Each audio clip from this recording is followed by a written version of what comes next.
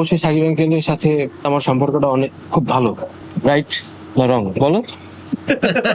বলো, এটা এখানে খারাপ কিছু বলা যাবে না। সাকিব আঙ্কেলের ছোটবেলার ক্যারেক্টারটা যে আমি করতে পারছি, আমি মনে করি এটা আমার কাছে অনেক কিছু। কারণ পাসওয়ার্ডে কিন্তু আমার তেমন কোনো ক্যারেক্টার ছিল না, ধরতে গেলে আমার কোনো ক্যারেক্টারই ছিল না এই ছবিতে, কোনো আমার থাকারই কথা ছিল না। এটা জাস্ট করছে খালি বাবার কথায়, ঠিক আছে? বাবা আমার বলছে যে যে তুমি কত করতে পারো আমি এটা দেখতে চাই, একটুকু করো দেখি। তো বাবার কথায় কথায় কথায় শখের বশতে করতে যায় যে বীরে এত বড় একটা ক্যারেক্টার করে ফেলাইছি, এত বড় সাকিব আঙ্কেলের ছোটবেলার ক্যারেক্টার করে ফেলাইছি, এটা ধারণার বাইরে। আর কি বলবো, আর বলতে চাই যে অবশ্যই সাকিব আঙ্কেলের সাথে তার ছোটবেলার ক্যারেক্টার করাটা আমি মনে করি অনেক বড় ব্যাপার। কারণ তার সাথে আমার সম্পর্কটা অনেক খুব ভালো। এমনকি সে আমাকে দেখলে খুব আঙ্কেল আঙ্কেল, আমিও তাকে দেখলে আঙ্কেল। এমনকি আমি যতবারই তার সাথে শুটিং সিটে গেছি ততবারই বাবা আমার তার সাথে যা আমার সাথে বসায় গেছে, সুনান তুমি থাকো। আমি যতবারই শুটিং সিটে গেছি ততবারই সে বলছে যে সুনান কোথায়। রাইট না রং বলো? বলো,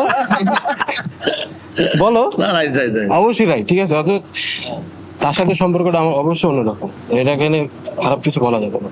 বীর আমার প্রথম কাজ না, আমার প্রথম কাজ হচ্ছে পাসওয়ার্ড।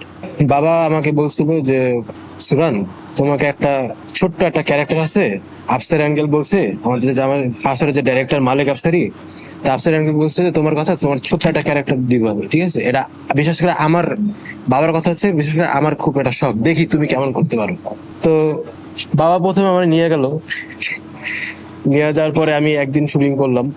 শুটিং করার পরে আপনারা পাসওয়ার্ড দেখছেন কিনা আমি জানি না, পাসওয়ার্ডে যে আমার যতটুকু ক্যারেক্টার ছিল ততটুকু আমি বলবো যে এইটুকু করার পরে যে আমি বীরে সাকিব আঙ্কেলের ছোটবেলার ক্যারেক্টারটা যে আমি করতে পারছি, আমি মনে করি এটা আমার কাছে অনেক কিছু।